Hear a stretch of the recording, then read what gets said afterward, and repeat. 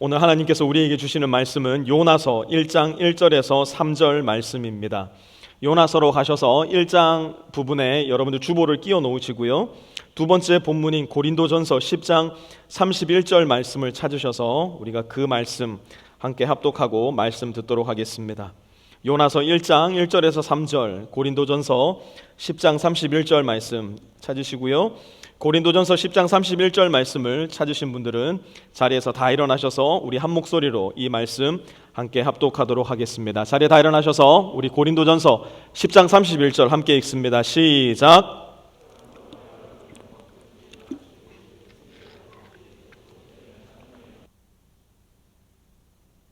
자리에 앉아주십시오.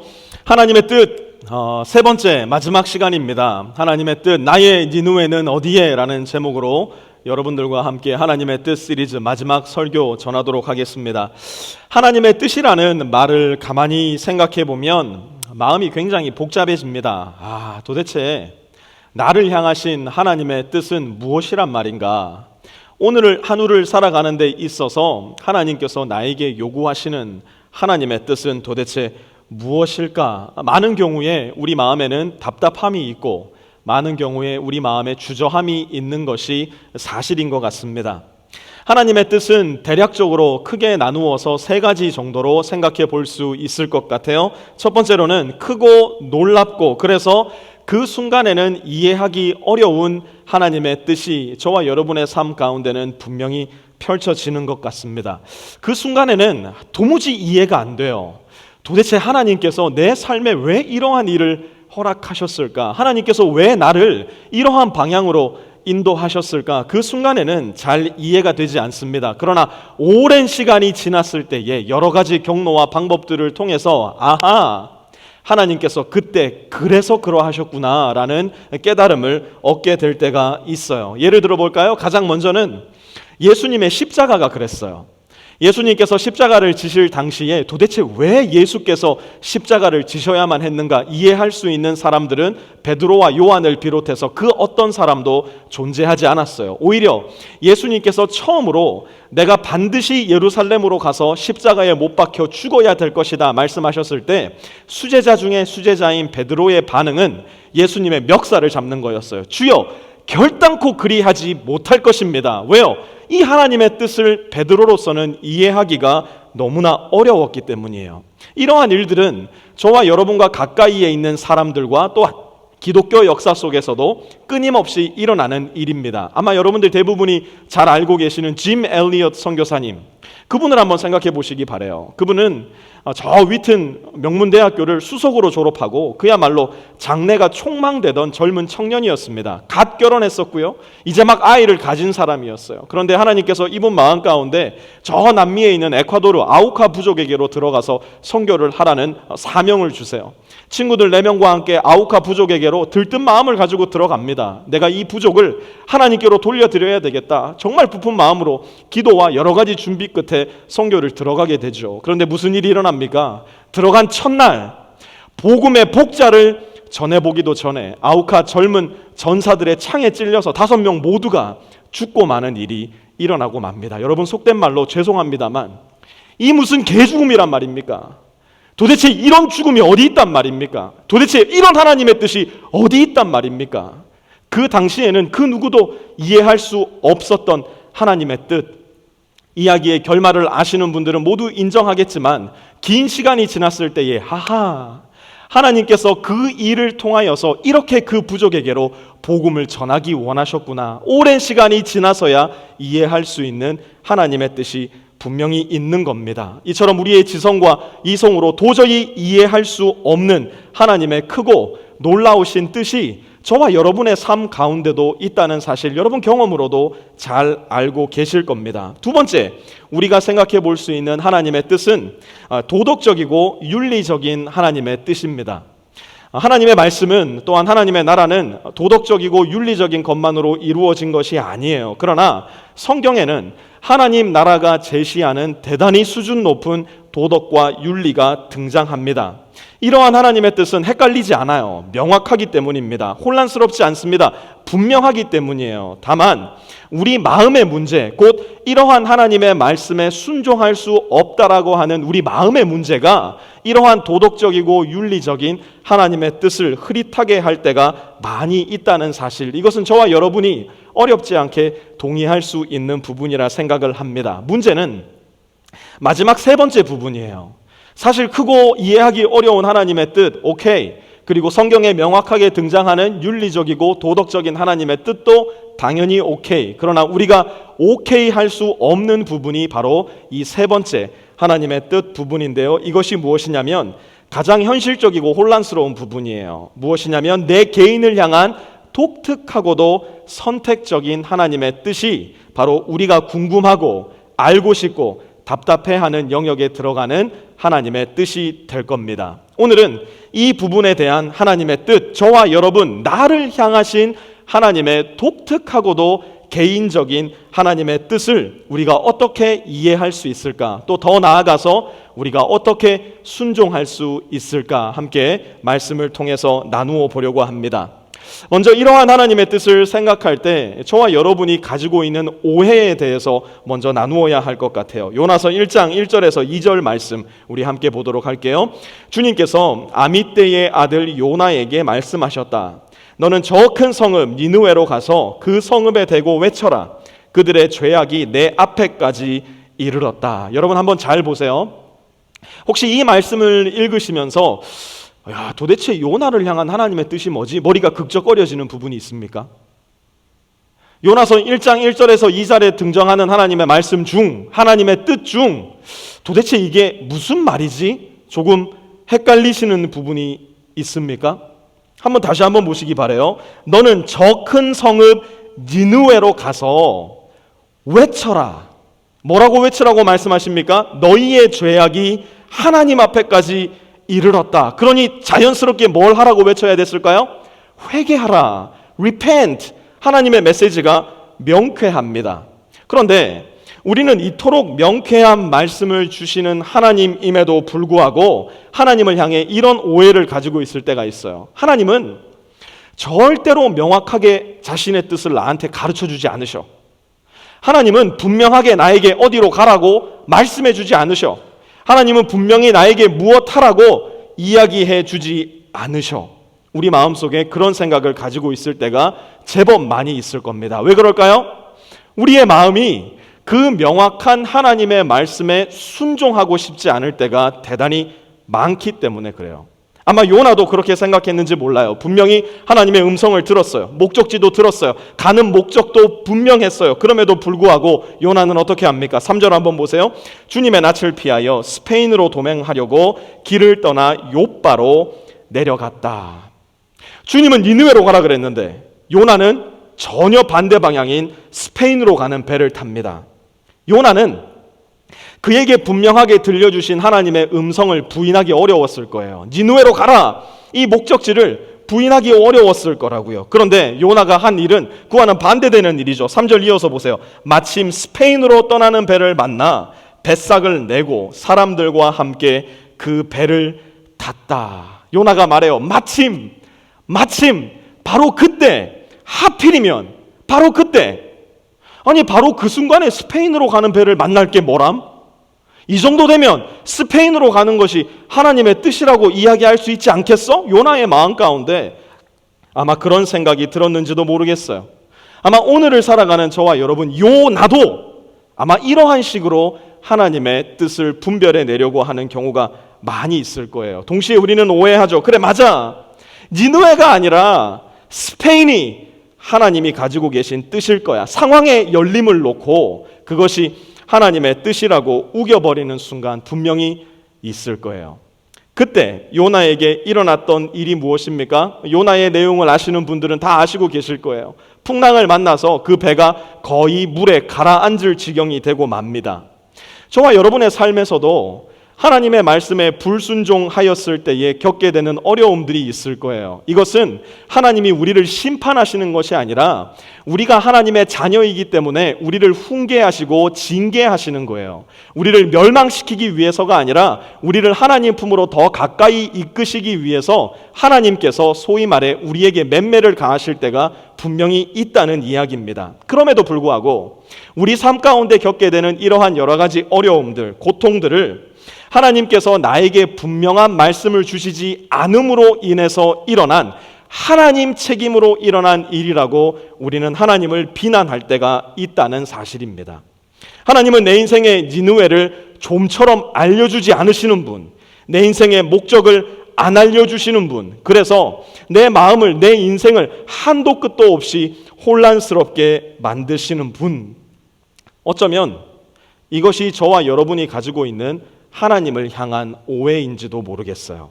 오늘날 우리가 하나님을 향해 가지고 있는 많은 종류의 오해는 바로 이것이냐 아니면 저것이냐로 분별되는 이분법적 사고에서 비롯되었습니다. 그러나 성경을 가만히 살펴보면요, 성경에 등장하는 하나님의 뜻은 이거냐 아니면 저거냐로 분별되지 않을 때가 사실은 더 많이 있다는 사실을 우리가 발견하게 됩니다.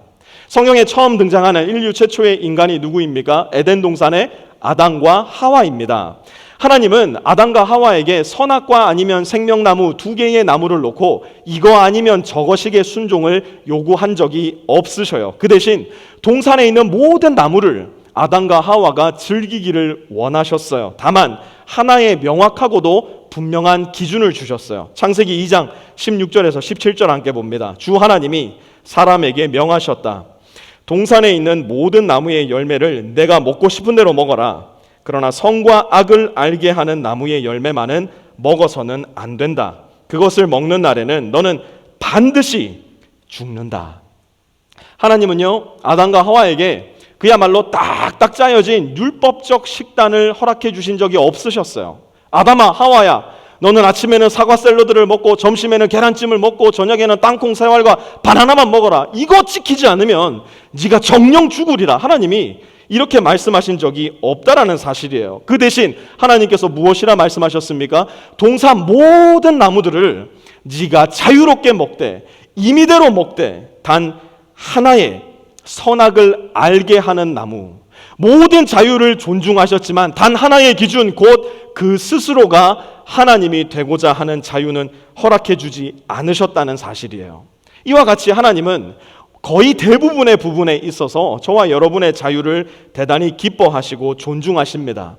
이것은 곧 이것 아니면 저것, 칼로 반듯하게 잘라놓은 듯한 하나님의 뜻으로 우리의 인생을 묶어둘 필요가 없다는 말이에요. 여기서도 저기서도 마치 이 과일을 먹는 것도 저 과일을 먹는 것도 하나님의 뜻이 될 수 있다라는 사실을 우리가 잘 기억하고 있어야 된다는 이야기입니다. 그런데 사실 이것은 저와 여러분에게 있어서 그렇게 마음에 와닿는 이야기는 아니에요. 왜냐하면 우리는 이미 먹고 싶은 거 마음껏 많이 먹고 살거든요. 먹는 것이 우리에게는 그렇게 큰 주제가 아니기 때문에 이 예는 별로 마음에 와닿지 않을 수도 있습니다. 그러면 이번에는 신약으로 넘어와서 신약에서 가장 영향력 있었던 인물 사도 바울과 바나바의 예를 통해서 한번 생각을 해보려고 합니다.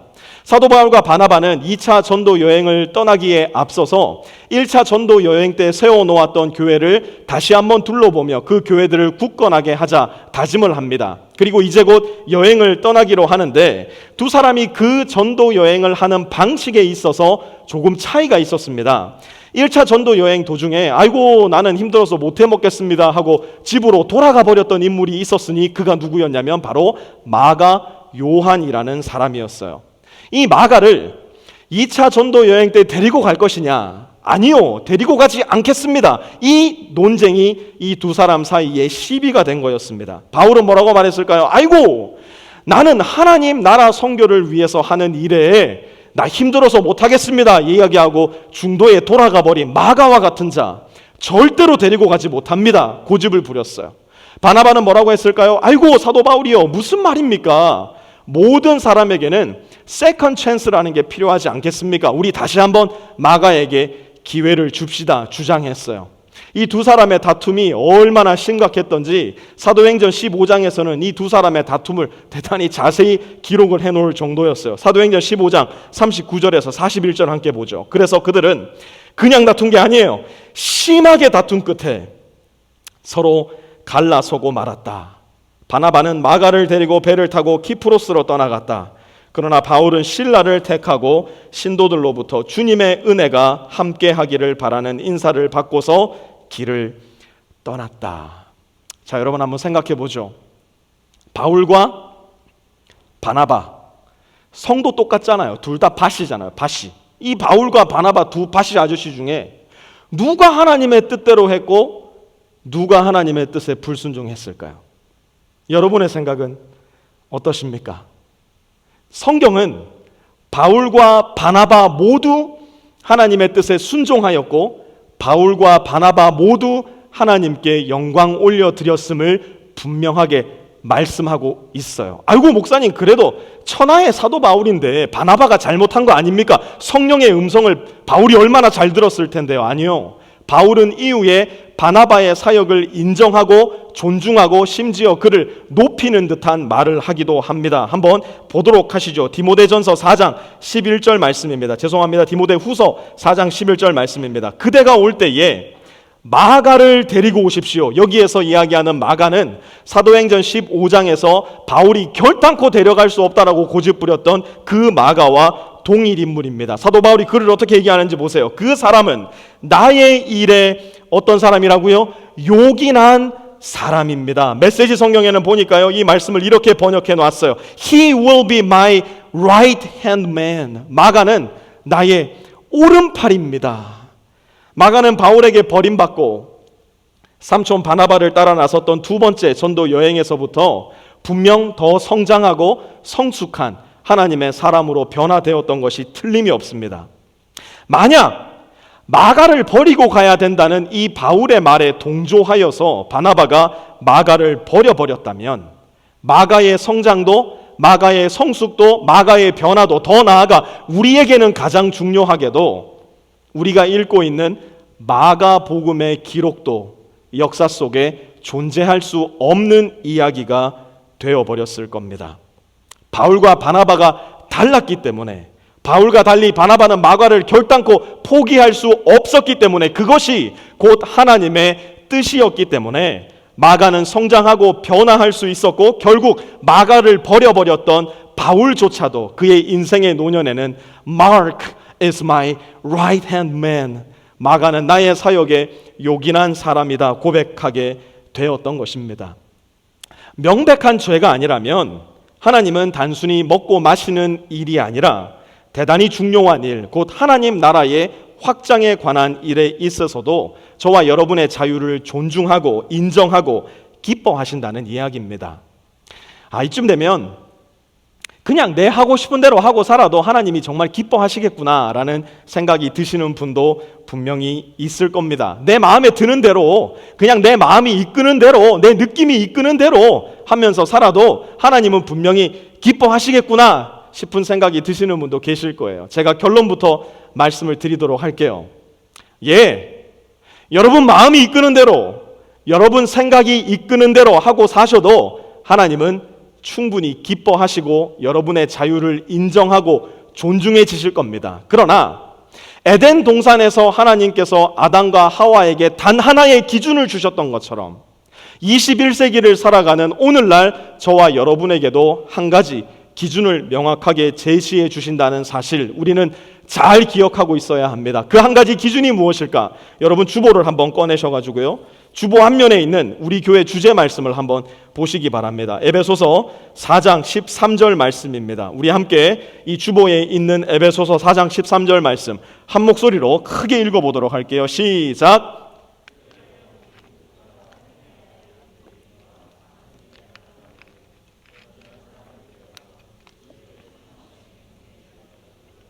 다시 한번 읽습니다. 그리하여 우리 모두가 하나님의 아들을 믿는 일과 아는 일에 하나가 되고 온전한 사람이 되어서 그리스도의 충만하심의 경지에까지 다 다르게 됩니다. 이 말씀을 조금 다르게 표현해 놓은 것이 오늘 우리의 본문 말씀 고린도전서 10장 31절 말씀이에요. 다시 한번 다 함께 읽겠습니다. 시작. 그러므로 여러분은 먹든지 마시든지 무슨 일을 하든지 모든 일을 하나님의 영광을 위하여 하십시오. 아멘. 만약 우리 모두가 우리 주 예수 그리스도를 알고 믿는 일에 하나가 되어서 그리스도의 장성한 분량에까지 이르러 가고자 하는 목적이 내 마음 가운데 분명하게 자리하고 있다면, 만약 내가 먹든지 마시든지 무엇을 하든지 하나님의 영광을 위하여 살겠습니다라는 그 결단이 저와 여러분의 마음 가운데 존재하고 있다면 우리 인생은 온통 하나님을 향해 열려있는 가능성이 되고 말 겁니다.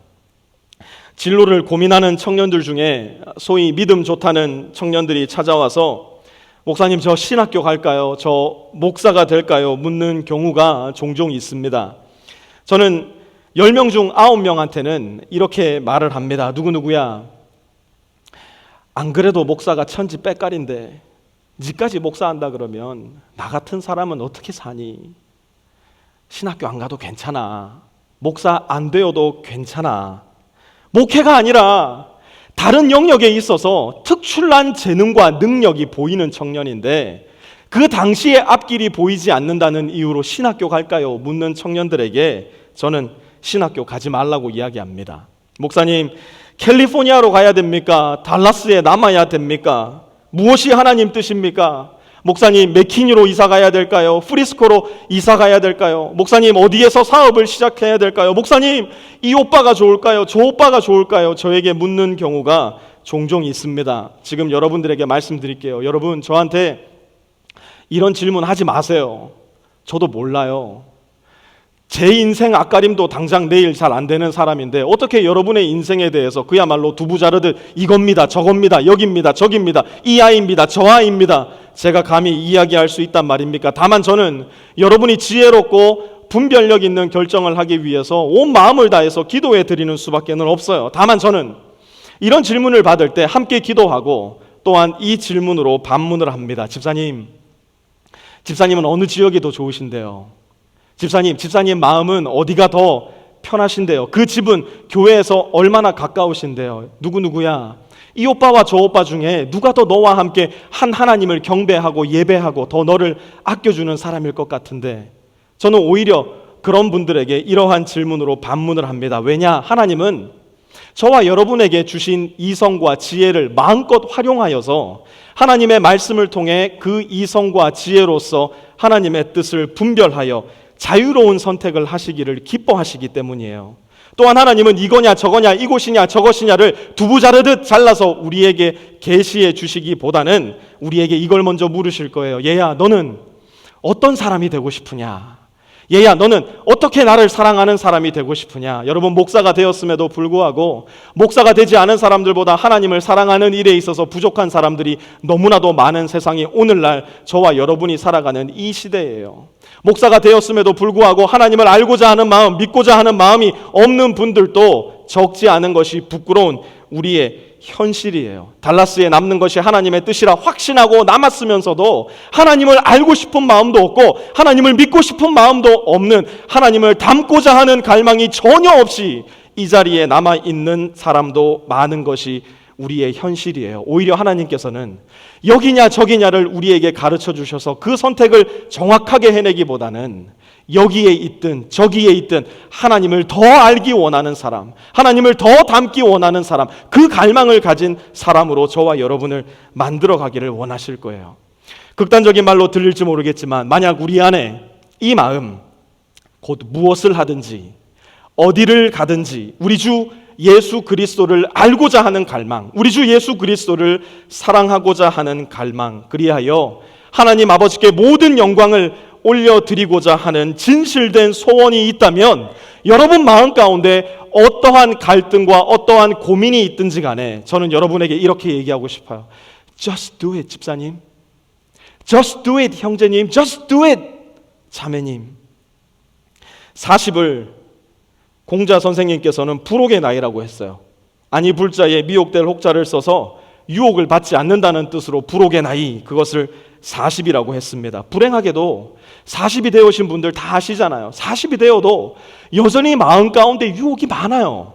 50이 되고 60이 되고 70이 되어도 여전히 우리 마음 가운데 욕심과 욕망과 유혹은 끊이지 않을 거예요. 칼빈 선생님께서 말씀하셨던 것처럼 우리 마음은 우상을 만들어내는 공장이기 때문이에요. 하나님 나라 가는 그날까지 이 공장은 쉬지 않고 돌아갈 것이기 때문이에요. 40이 불혹의 나이가 아니라 그리스도를 아는 지식에 장성하게 이른 사람, 그리스도의 장성한 분량에 이르기까지 간 사람이야말로 불혹의 사람이 될 거예요. 아마 그 갈망이 우리 마음 가운데 있다면 40이 아니라 30이라 하더라도 20이라 하더라도 심지어 10대라 하더라도 우리는 우리 삶 가운데 어떤 결정이 있더라도 하나님께서 기뻐하시는 결정, 분별력 있고 지혜 있는 결정 분명하게 내릴 수 있을 거예요.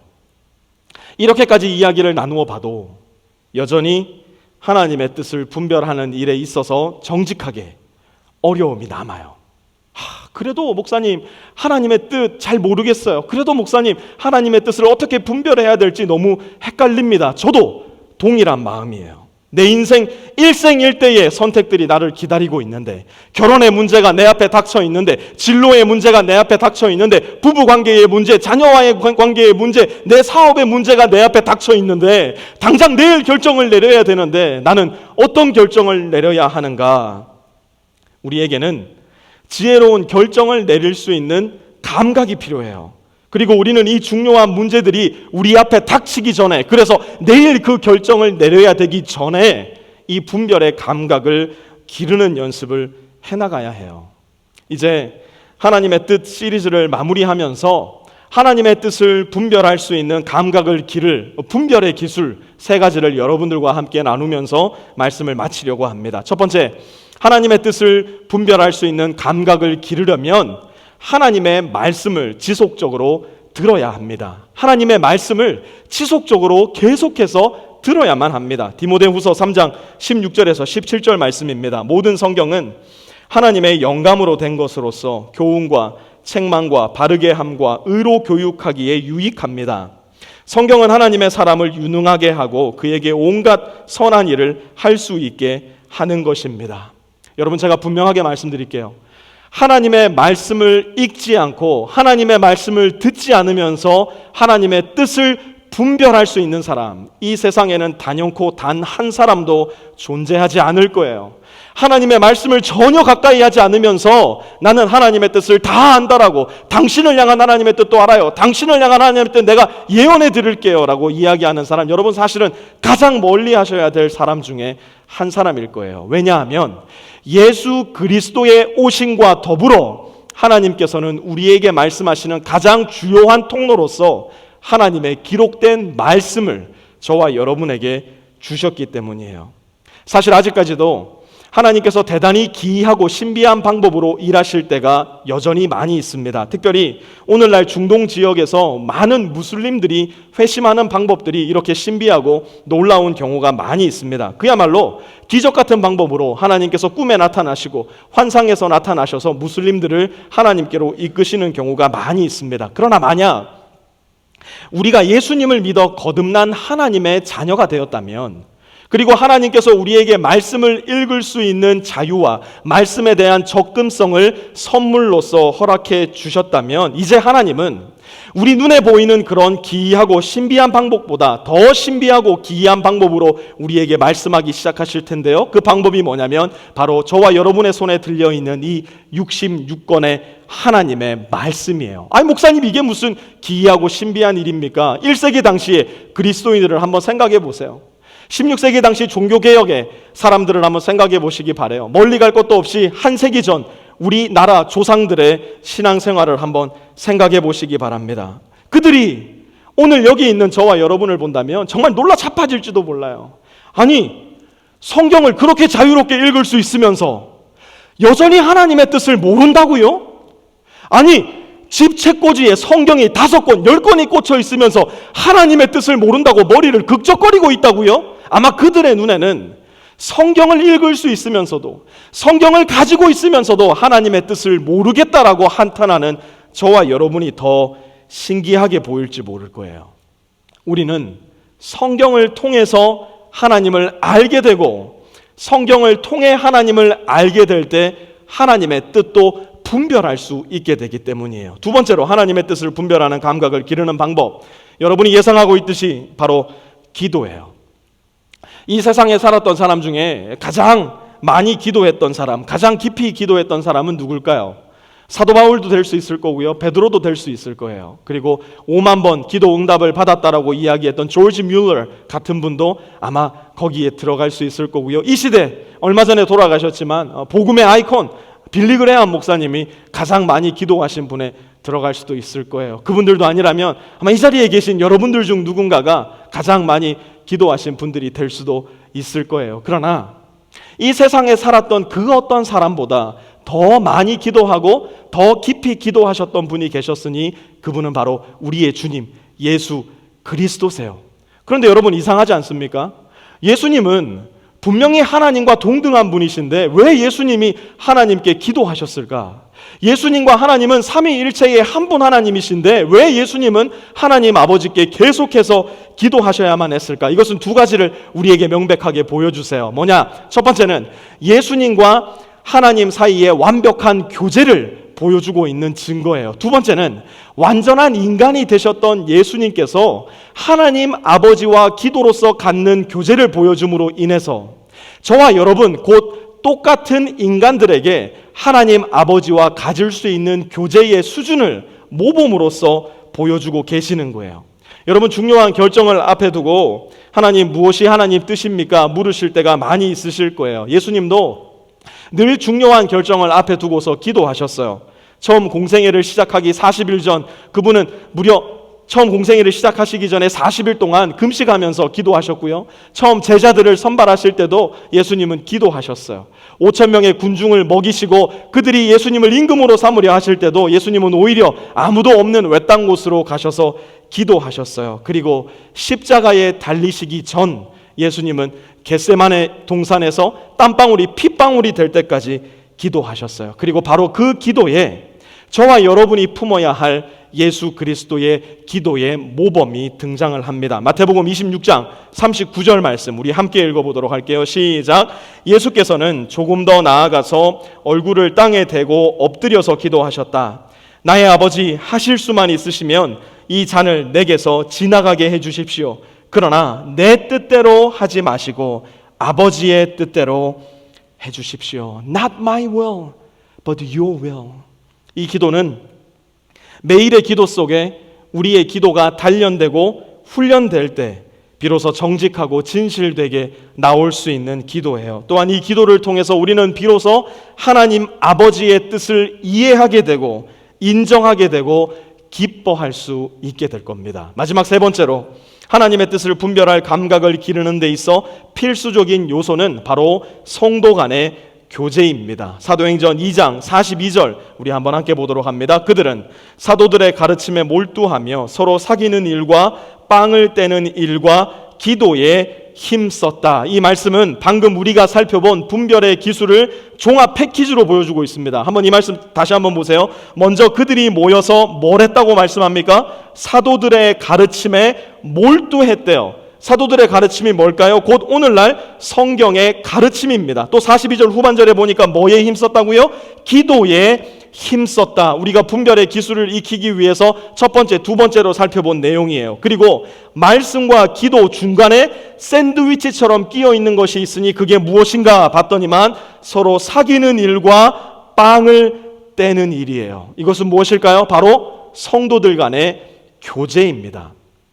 그런데 여기서 말씀하고 있는 교제는 단순히 잘 지내셨죠 형제님, 우리 언제 한번 밥이나 드시죠 이야기하는 수준의 교제가 아니에요. 물론 이러한 교제도 매우 중요하고요. 우리는 이러한 교제를 매우 꾸준하게 진행을 할 겁니다. 그러나 이 정도에서 멈추는 것이 하나님께서 저와 여러분에게 요구하시는 수준이 결코 아니에요. 이 정도 수준의 교제가 하나님이 우리에게 요구하시는 교제가 아니라는 사실이에요. 우리는 더 나아가야 되는데 어디까지 나가야 되느냐? 과연 내가 이 수준에까지 가 있는가 한번 생각하시는 마음으로 에베소서 5장 19절 우리 함께 목소리로 읽어보도록 하겠습니다. 시작. 시와 찬미와 신령한 노래로 서로 화답하며 여러분의 가슴으로 주님께 노래하며 찬송하십시오. 저와 여러분이 반드시 우리 성도 간의 교제 가운데 있어야 될 필수적인 것이 무엇인가? 서로의 교제 속에 하나님을 노래하고 하나님께 감사하고 하나님께 찬송함이 우리 성도 간의 교제에는 있어야 된다는 사실이에요. 집사님, H마트 가보셨어요? 세상에, H마트에 꼼장어가 새로 나왔는데 파운드에 4불밖에 안 한대요. 어머, 그런 거 먹어줘야 돼. 오늘 예배 끝나고 꼭 가볼 거예요. 여러분, 이런 인포메이션 대단히 중요합니다. 여러분, 그런 정보가 있으시면 저에게도 알려주세요. 저도 가고 싶어요. 그러나 만약 우리의 교제 속에 아이고, 시온마켓 갔더니 뭐가 있대요. 아이고, 저기 가봤더니 뭐 좋은 게 있대요. 아이고, 거기 가봤더니 맛있는 식당이 있대요. 이 정도의 수준에서 저와 여러분의 교제가 머물고 있다면 이것은 결단코 하나님께서 원하시는 분별력 있는 하나님의 뜻을 분별해내는 방법은 아닐 거예요. 성도 간의 교제 속에 자기의 삶 속에 함께 하신 하나님을 찬양하고 자기의 삶 가운데 놀라운 일을 행하신 하나님에 대한 감사를 고백하고 새로운 내 인생의 시로서 서로의 입술과 귀로서 하나님을 예배하는 그러한 교제가 존재하지 않는다면 우리는 하나님의 뜻을 알기에는 어쩌면 너무나 멀리 하나님께로부터 떨어져 있는지도 몰라요. 왜 그런가? 하나님께서 저와 여러분을 만드시고 또한 예수님을 믿음으로 말미암아 새로운 존재로서 거듭나게 하셨을 때 하나님은 저와 여러분을 저 멀리 떨어진 점과 점으로 만들어 놓으신 것이 아니기 때문이에요. 하나님은 저와 여러분을 예수 그리스도의 머리로 중심으로 한 몸으로 만들어 놓으셨기 때문이에요. 마치 손이 발의 도움 없이는 이 머리의 완전한 뜻을 수행할 수 없는 것처럼, 마치 눈이 제 아무리 많은 것을 본다고 하더라도 귀가 없이는 이 머리의 뜻을 완전하게 순종해 내기에는 어려운 것처럼 우리에게도 하나님의 뜻을 잘 분별하여 그 뜻에 순종해 내기 위해서는 예수 그리스도를 머리로 한 한몸된 지체 곧 주 안의 형제와 자매가 필요하다는 사실, 우리는 이 말씀을 통해서 잘 기억하고 있어야 합니다. 하나님의 뜻 알고 싶으시죠? 저도 마찬가지예요. 하나님의 뜻 잘 분별하고 싶으시죠? 저도 마찬가지입니다. 나의 니느웨는 어디에 있을까? 그 니느웨에서의 나의 소명은 무엇일까? 저도 너무나 잘 알고 싶습니다. 말씀을 열고 말씀으로 함께 기도하며 그 말씀으로 교제하는 형제와 자매들을 여러분 가까이 두시기 바라요. 하나님께서 여러분에게 주신 이성과 지혜를 마음껏 활용하셔서 자유로운 그러나 주님 안에 주님께 영광을 올려드리는 그 기준을 중심으로 모든 결정을 내리시기를 부탁을 드립니다. 그제서야 하나님의 뜻은 저 멀리 있는 것이 아니라 바로 내 인생, 이미 내 안에 들어와 있다는 사실을 저와 여러분은 깨닫게 될 거예요. 나의 니느웨는 어디에 있습니까? 말씀을 열고 말씀으로 기도하며 말씀으로 형제 자매들과 함께 교제해 나갈 때 우리도 모르는 사이에 아하, 나의 니느웨가 바로 여기에, 거기에서 해야 될 나의 사명이 바로 이것이로구나 깨닫게 될 것입니다. 하나님의 뜻을 잘 분별하셔서 하나님께 모든 영광 올려드릴 수 있는 저와 여러분, 우리 모든 빛의 교회 성도님들 되시기를 우리 주 예수 그리스도의 이름으로 축원합니다. 사랑의 아버지 하나님, 고맙습니다.